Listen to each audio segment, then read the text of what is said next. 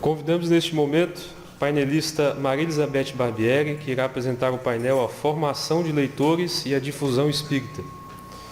Maria Elizabeth Barbieri é natural de Lavras do Sul e atua como vice-presidente de unificação da FERGS.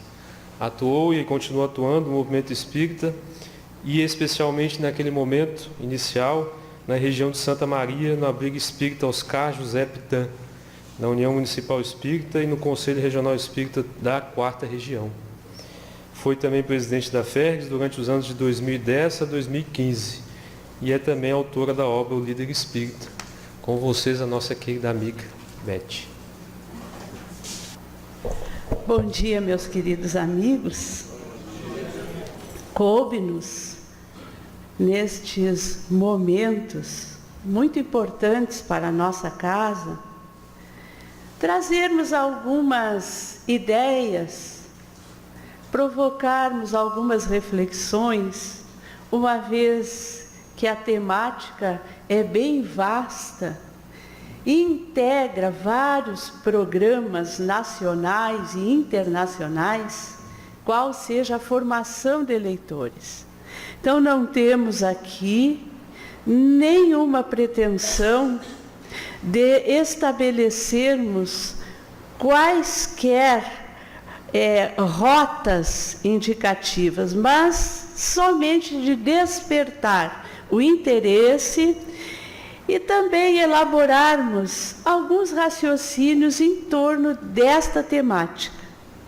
Então, nós já começamos a identificar que é da natureza de algumas pessoas esse esforço para formar leitores, seja salvando conhecimento, seja fazendo a mediação de leitura, seja trazendo o estímulo para ler e tantas outras, ensinando a ler, como vocês trouxeram aí. Nós colocamos uma frase inicial que acho muito bela. Ela é do escritor Bartolomeu Campos Queiroz, e o Bartolomeu Campos Queiroz ele é membro do Comitê Estratégico do Programa Leia Brasil. Então, em um dos muitos textos que ele escreve com relação à formação de leitores, ele diz que o livro é passaporte, é bilhete de partida. E ali no filme a gente vê que ela vai contando a história, ela vai lendo, né? E ela sai do cenário da guerra. Ela parte para um mundo diferente. E é verdadeiramente isto que o livro faz com a gente. Quem lê sabe disto. Mas com relação à leitura, nós também queremos compartilhar uma ideia que é muito importante. E ela é trazida por esse escritor, Afonso Romano de Santana. A Maria Colasanti, a esposa dele, é mais conhecida que ele, né, que é escritora, mas ele também é conhecido. O Afonso Romano de Santana, ele às vezes escreve coisas assim: quando eu estou falando de leitura, eu não estou falando de leitura, eu estou falando de leitura. E aí um dia eu estava lendo isso, meu Deus, que texto mais confuso. Depois fui lendo algumas coisas dele, mas o que ele nos chama a atenção? Para duas questões que rondam e criam obstáculos para a formação de leitores. Um deles é a armadilha do óbvio e outro é o discurso duplo. Então vamos ver um pouquinho, assim, conversar, refletir, o que é a armadilha do óbvio. Tá? Quando você senta para ler um livro ou assistir um filme que diz assim, assassinato ao entardecer, a última vítima, morte no castelo misterioso, você senta e já sabe mais ou menos o que vai ver, não é? Parece óbvio. Só que às vezes a gente vai assistindo um filme ou lendo um livro com um título desses e a gente se dá conta que, embora aquele título ele transmita uma obviedade, a história não é tão óbvia assim.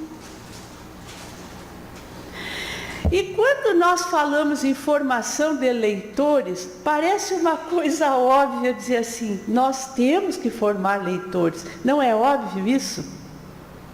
Ler é bom. Ler enriquece o espírito. A leitura cria uma nova condição do homem frente ao mundo. São óbvias essas frases que eu estou dizendo. A leitura abre a nossa perspectiva de observar as coisas. Isso tudo parece tão óbvio, assim como nós dizemos, temos que ler e estudar Kardec. Isso não é óbvio para nós espíritas? E a gente lê e estuda Kardec como devia?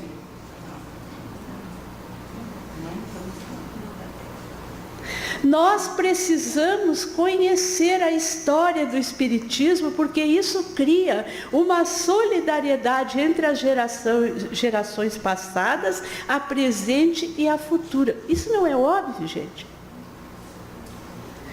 Quem é que já leu aqui a história do espiritualismo? Agora foi lançada. É a história do Espiritismo antigo. Quem já leu os livros de Zeus Van Tuyl com relação a Kardec? Olha, apareceram umas mãozinhas, coisa boa. Vamos aplaudir esses leitores, então, que leram isso. Então, a Clarice Lispector, esta judia nascida na Ucrânia, que se naturalizou brasileira, que se dizia pernambucana, né? Ela escreveu esta frase lapidar: o óbvio é a verdade mais difícil de enxergar. Então, com relação à leitura, nós não podemos cair nessa armadilha. Nós temos que dizer isso muitas vezes. Quanto tempo faz que vocês não veem uma campanha, um cartaz, propondo a leitura das obras básicas do Espiritismo? Até tem uma que o CFN reeditou, comece pelo começo, mas ficou lá numa deliberação e até hoje a gente não tem. Quantas vezes a gente coloca nos nossos periódicos, nos nossos sites, a nossa livraria, graças a Deus, põe bastante, né? Esse estímulo e essa afirmação da necessidade de ler. Então nós vamos caindo na armadilha do óbvio e a gente não fala. Isso vai ficando alguma coisa que não é compartilhada. E a outra dificuldade que ele diz é o discurso duplo. Isso também é uma coisa importante da gente ver. Todo mundo diz que é leitor, né? Mas nós temos os pseudo-leitores, que são aqueles leitores que repetem frases. Eles vão lá na obra e pinçam uma frase e aí passam a repeti-la como se tivessem lido a obra toda. Ou então aqueles leitores que tocam de ouvido. Eles ouvem falar de uma obra e aí eles seguem repetindo. Às vezes a gente percebe isso por quê? Porque quando nós lemos uma obra, nós temos interpretações diferentes da obra, não é? E se tu aprofunda um pouquinho mais o diálogo com o pseudo-leitor, fica claro que ele não leu a obra, ele está contando o que ele ouviu.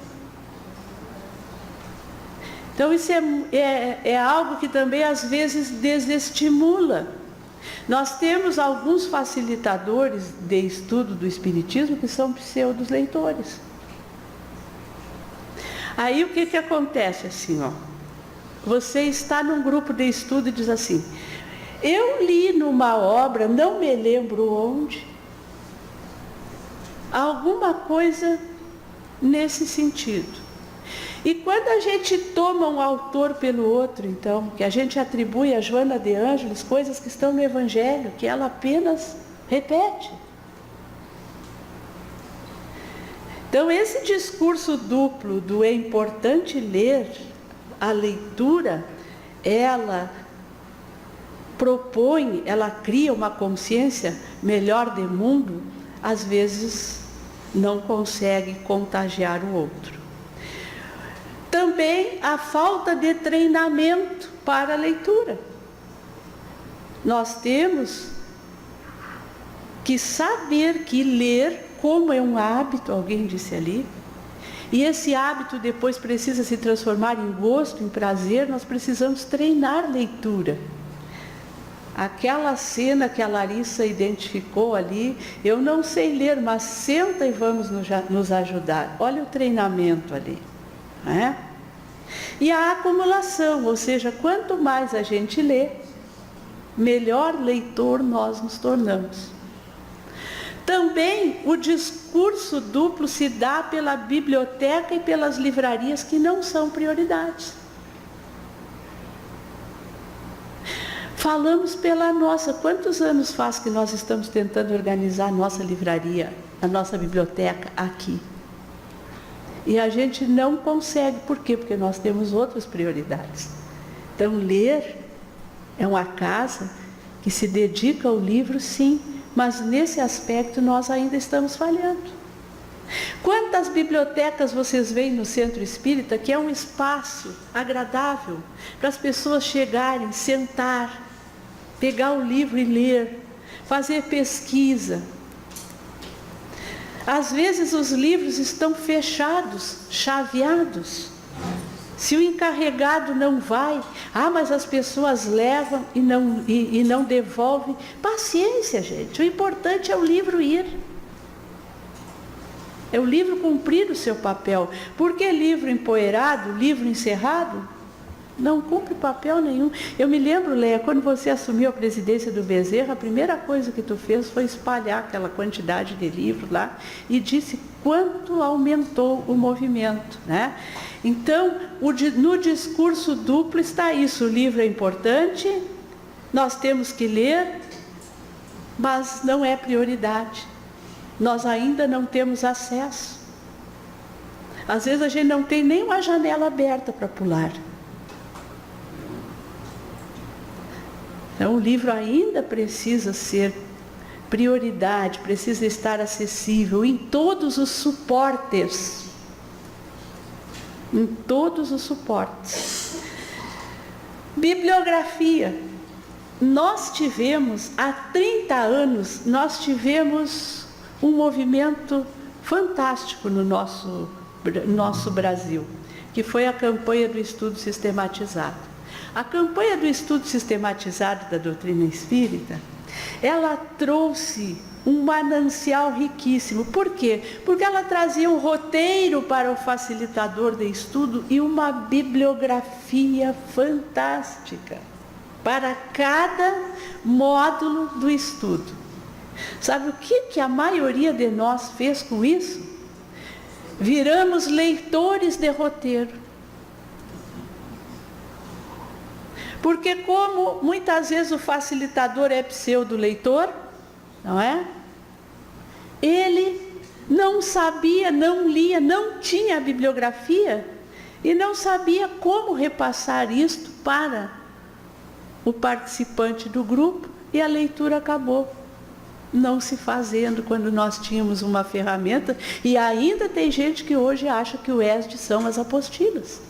Então nós viramos leitores de apostila, e é por isso que a gente lê a frase e não lê nem sequer a remissão à bibliografia. A gente não diz, por exemplo, que a frase que está lá no roteiro tal é da obra de Emmanuel. A gente diz que está na apostila do ESD. Então, esta forma acabou criando o quê? Pseudos leitores. E isto não é deficiência do programa, isso é deficiência do facilitador, porque na verdade, mas como a gente quer dar um curso, né? Isso é a coisa. A gente quer terminar num ano, quer terminar em 6 meses, então dele lê a apostila. A bibliografia fica esquecida lá, nem comparece. Então isso é uma coisa que também nós temos que ir aproximando. Se é bom ler, a bibliografia é importantíssima para formar leitor. E a leitura cativante? É muito bom que a gente, por vezes, leia as coisas em voz alta, grave, e depois escute a leitura da gente. Vocês já pararam para ver que às vezes quando a gente pega o Evangelho para ler no início de uma reunião nossa, ninguém entende, nem a gente às vezes entende o que está lendo. Porque a gente engole ponto, cruza vírgula, emenda uma frase com a outra, não tem entonação.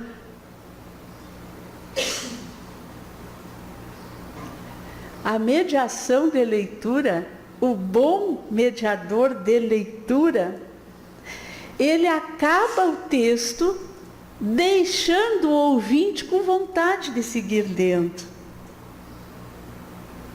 Porque é o mediador de leitura que entrega aquele bilhete, aquele passaporte para a viagem que se vai fazer. Então, aprender a ler é eliminar aos poucos o discurso duplo. Então, vejam quantos passinhos nós hoje precisamos dar para que verdadeiramente possamos formar o leitor. Muito boa essa reflexão do Santana, né? Mas afinal, o que é exatamente um leitor? Quem é que lê para nós este conceito? Vamos ver se ele se enquadra. Aí, gente, força. Vamos lá, Fabiana. Lê para nós aí, meu querido amigo. Lê tu mesmo. Leitores podem ser descritos como pessoas aptas a utilizar textos em benefício próprio, seja para receber informações, seja como instrumento para formar a sua visão de mundo. Concordam com esse conceito, gente? Tá bom? Quem? Alguém ia falar? Quem é leitor aqui?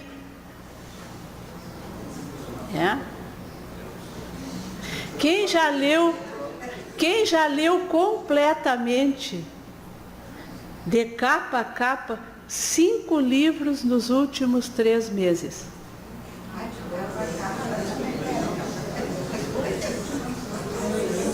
Quem levantou agora a mão, parabéns, vocês são leitores, realmente. Nós estamos a caminho, tá?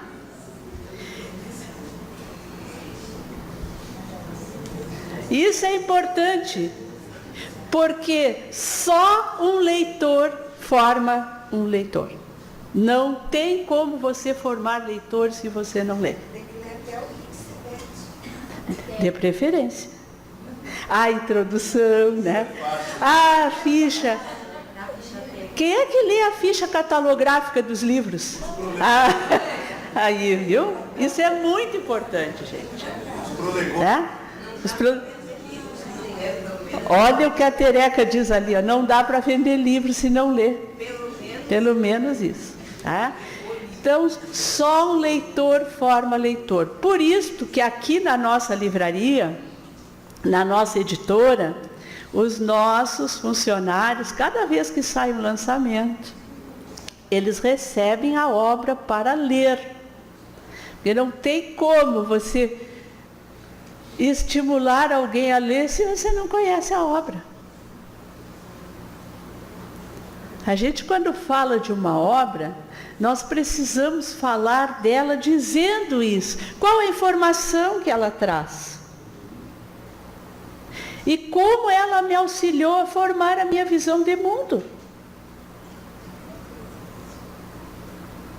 Então, isso é bem importante nós atentarmos, que só um leitor forma um leitor.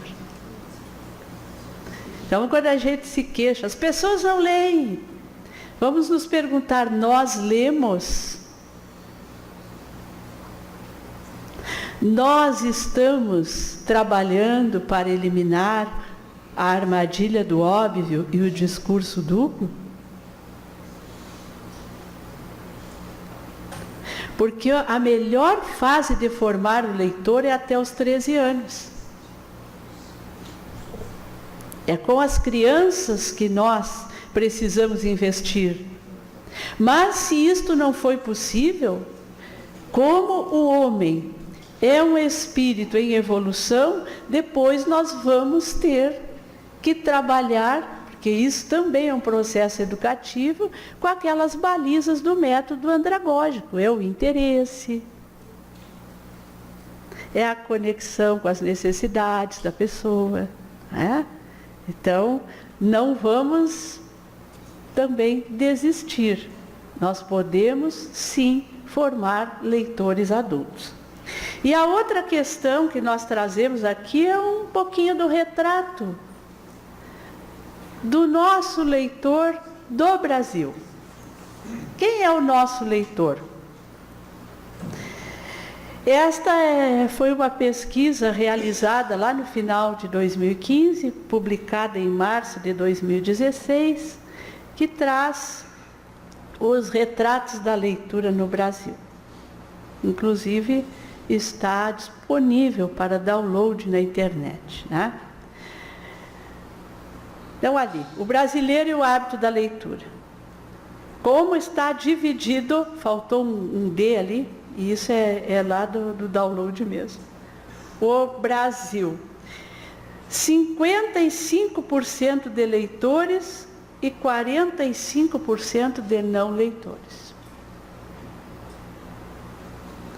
Então, aí nós já vemos que nós temos um terreno muito fértil para trabalhar.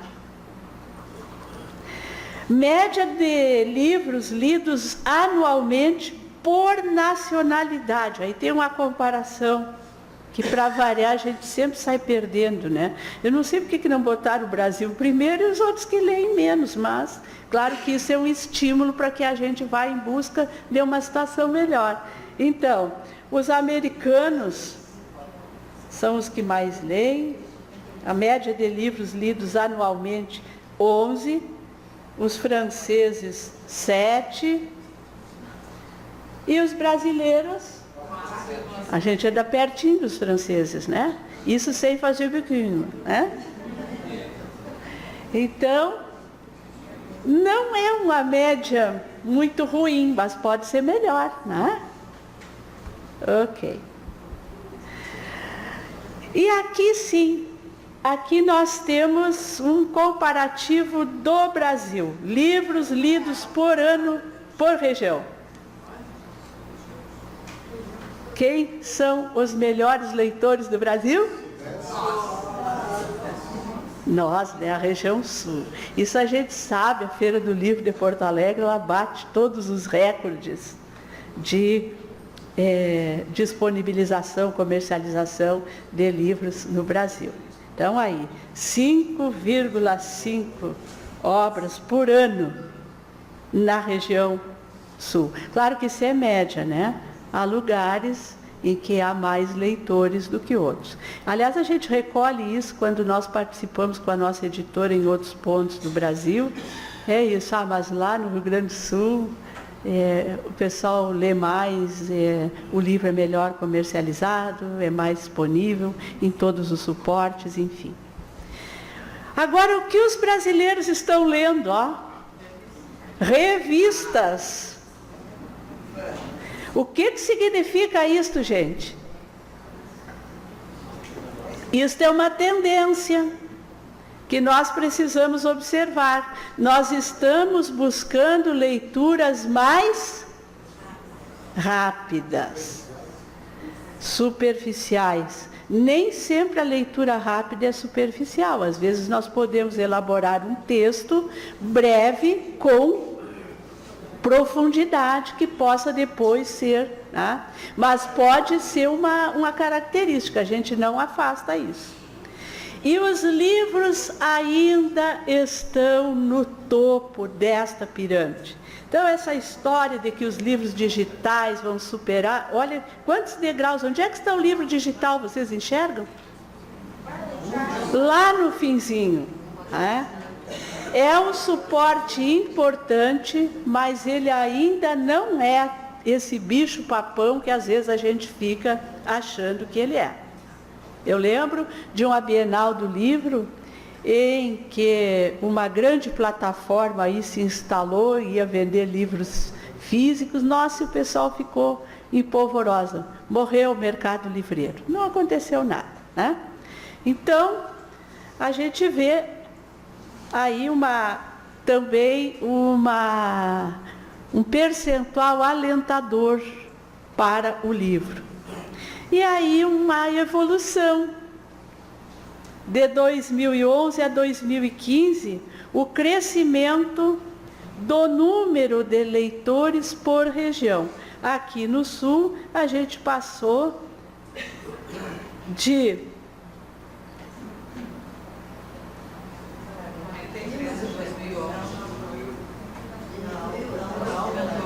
aumentou, né? Aumentou 57%. O vermelho é o não leitor e o azul é o leitor, tá lá em cima, tá? Então, 2011 nós tínhamos 43 leitores, 43% da população leitores. 2011, 57 não leitor, né? Em 2015 subiu para 50 o leitor e baixou para 50 o não leitor. Então aí está empatado o jogo na região sul. Ainda temos um contingente imenso para sensibilizar. Agora, por que o povo não lê? Qual é a razão mais alegada aí? Por falta de tempo. Então, isso aí também tem um recado para as editoras, né? As obras menos volumosas, ainda que com aprofundamento.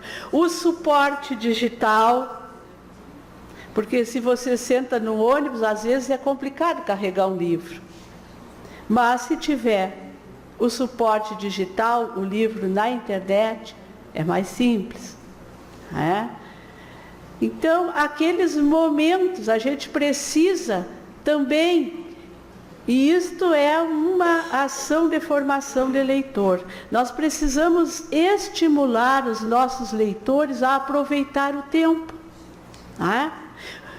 Se nós formos ver, por exemplo, o tempo que nós perdemos no Facebook, lendo amenidades, obviedades, enfim. Quantas páginas de livro nós poderíamos ter lido? Se nós contabilizarmos o tempo que nós perdemos nos programas de televisão que não são educativos, quantas páginas de livros nós poderíamos ler? Então, isso é uma questão de organização e de prioridade. O não ser alfabetizado ainda é uma grande demanda. Por isso, a necessidade das salas de leitura com mediação de leitura. Do Jair do início do filme. Vamos ler. Eu também não sei ler muito bem, mas vamos ler, né? Muito bom. Isso aí. Ele não sei ler, eu acho que era mais em cima. Era mais, é verdade que ele deu bem rápido. Pois é. Por desinteresse, por não gostar de ler, porque prefere outras atividades, porque não tem dinheiro, gente. Olha aí. Não tenho dinheiro para adquirir o livro. Falta a biblioteca por perto, a janela aberta lá. A pessoa que é interessada por isto e que quer disponibilizar o acesso ao livro, né? Não havia onde comprar. Posto de livros. Por problema de visão ou doença. Hoje a gente tem instituição que faz a mediação de leitura para cegos quando não há o material em braille, né? E a falta do hábito. E tem uns que não leem e nem sabem por quê. Então, algumas questões. Então, nós vimos muito claramente a necessidade do acesso ao livro. Dos centros espíritas que aqui estão, quais as casas aí, levante a mão os integrantes dos centros espíritas cujas casas têm sala de leitura organizada.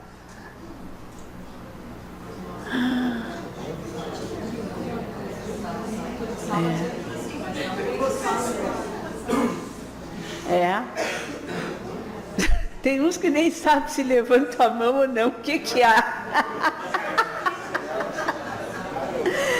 Meus amigos, a gente precisa dar um jeito nisso, tá? A gente precisa dar um jeito nisso. A gente precisa arrumar um cantinho, pintar uma mesa bonitinha, deixar os livros à disposição. Tem centro espírita que não tem sala de leitura, mas quando a gente entra no salão das públicas, a gente já vê a mesinha com várias obras e com o cartaz. Apanhe e leia. A pessoa passa ali, leva, senta, fica lendo, antes de iniciar a pública, né? O auxílio para a leitura. Ajudar as pessoas a ler. Às vezes é problema visual, né? Às vezes é a própria capacidade de ler e compreender, que o Aurélio traz muito bem isso. E em relação a essa história do ler e compreender, eu quero dizer a você o seguinte: Consciência e Mediunidade. Quem tem essa obra aqui? Vocês já viram a riqueza de capítulo que tem no final desta obra, gente? Aprendendo. Isto mesmo, Chico. Aprendendo a estudar. Nós, por favor. Foi lançada em 2003, essa obra. Só 2003, depois de Consciência e Mediunidade. Exatamente. A minha diretriz de estudo foi para essa obra. Aqui, né? Então, a gente quando diz assim, ó, as pessoas leem e não entendem. É um capítulo pequenininho, são poucas folhas, fantástico. Nós já fizemos, acho que o último ano que nós facilitamos grupos de estudo, no Centro Espírita onde trabalhamos, que agora facilitamos mediunidade, estudo e prática, nós estudamos esse capítulo, mostrando aos participantes como estudar, com a metodologia que aqui tem. Ele foi escrito por uma colaboradora que é de Campina Grande, da Paraíba, chamada Denise Lino. Então, foi transcrito nesse apêndice desta obra, aqui nos dá um caminho de como auxiliar o nosso participante de grupo de estudo sistematizado, de estudo sequencial de obras básicas, de estudo da mediunidade, de estudo aprofundado, o jovem a estudar. Eu recomendo que vocês visitem esta obra, estudem este apêndice e multipliquem nos seus grupos de estudo, tá bom? Isso é um auxílio importante que podemos prestar. Os facilitadores. Os facilitadores são elementos fundamentais de acesso ao livro. Por aquilo que eu disse para vocês. A bibliografia, o compartilhamento, o despertamento de alguém para estudar, muitas vezes parte de nós que estamos facilitando. Eu não sei quem é que esses dias dizia no encontro, eu já estou me achando mais dificultadora do que facilitadora. Eu disse, não, companheira, não é por aí, né? Mas nós precisamos sim facilitar, né? A tecnologia, meus amigos, é algo contra a qual nós temos resistências muito grandes. Então, quem é formador de leitor precisa vencer esta resistência. Porque nós teremos nos nossos grupos, entre os nossos amigos, aqueles que convivem conosco, pessoas que vão se valer dos vários suportes. Eu amo o livro físico, mas nem todas as pessoas querem ler no livro físico. Então eu preciso também conhecer outras formas de leitura. E hoje nós temos, principalmente na ala mais jovem dos nossos grupos, jovens, né? Esses jovens que eles se conectam bem, nos explicam, estão sempre prontos para nos dar algumas aulas sobre algumas questões. Então é bom a gente fazer este intercâmbio com os mais jovens, para que também nós tenhamos um pouco mais de domínio, e a tecnologia é algo muito bom. Vocês querem ver uma coisa? Há poucos dias o nosso autor, o Sérgio Lopes, ele foi fazer uma conferência nos Estados Unidos para mandar 2 caixas de livros, 50 e poucos livros físicos para os Estados Unidos. Se pagou um frete de R$ 1.500. Isso é muito mais do que cada caixa custa. Sabe quantos irmãos americanos pagaram por um livro? A gente que acha o livro caro, né? A gente acha caro porque a gente tem bastante. $45. Por quê? Porque nós não temos um e-book no Código do Monte. Senão, estava resolvida a situação. As 2 caixas chegaram lá, foi uma passada. Agora vai ter que se mandar mais livros, com mais frete. Então, a tecnologia é algo que precisa ser aprimorado entre nós para... É para encerrar agora, é isso?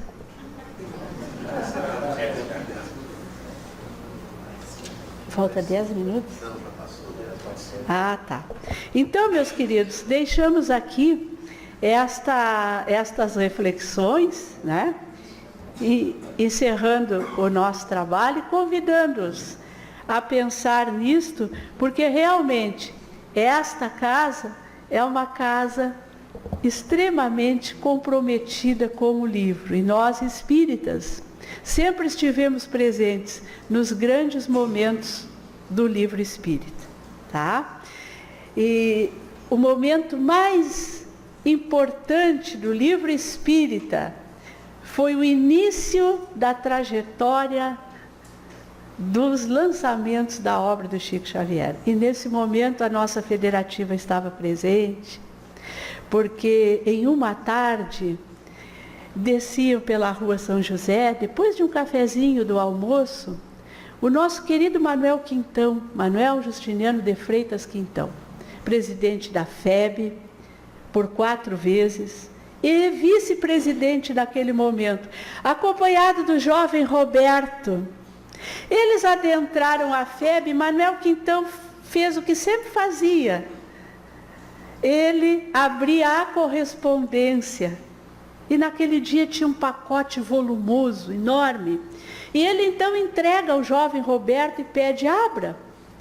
Roberto abriu o pacote, e ali dentro estavam poemas manuscritos, e uma carta de um jovem de Pedro Leopoldo que dizia: estimado confrade Manuel, eu sempre fiz alguns versinhos para o gasto, mas ultimamente venho recebendo nas reuniões mediúnicas alguns poemas que são assinados por poetas brasileiros e lusos, portugueses desencarnados, e eu efetivamente não atribuo nenhum desses versos a mim. Então eu estou lhe mandando para que o senhor possa analisar o estilo, porque se isso for verdade, está comprovada a sobrevivência do espírito e a capacidade de comunicação. Lá embaixo ele assinava Chico Xavier. Manuel Quintão tomou-se de um entusiasmo e saiu pelas salas da FEB, declamando, lendo e declamando aqueles poemas que ali estavam, para o jovem Roberto e para todos os outros que estavam na FEB. Um ano depois viria a lume Parnaso de Além-Túmulo. Era aquele livro que estava chegando e que foi aberto e cujo momento foi compartilhado por ninguém mais, ninguém menos que o nosso querido Roberto Pedro Michelena, presidente desta casa, que depois, com o passar do tempo, foi sentar-se à mesa da mesma Federação Espírita Brasileira para assinar o Pacto Áureo. Então, por essas questões que só a espiritualidade explica, a nossa casa, através do jovem Roberto Pedro Michelena, estava presente quando se iniciou a maior ação de formação de leitores espíritas no mundo. Muito obrigada.